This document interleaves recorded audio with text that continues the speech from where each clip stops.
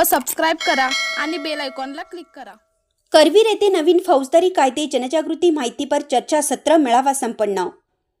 सोमवारी दिनांक 1/7/2024 रोजी या मुदतीत करवीर पोलीस ठाणे हद्दीतील वसंतहरी मल्टीपर्पज हॉल फुलेवाडी नाका येथे सामान्य जनतेला आज रोजीपासून करण्यात येणारे नवीन फौजदारी कायद्याचे अंमलबजावणी अनुषंगाने माहिती मिळावी या दृष्टिकोनातून नवीन कायदे जनजागृती माहितीपर चर्चासत्र मेळाव्याचे आयोजन करण्यात आले होते।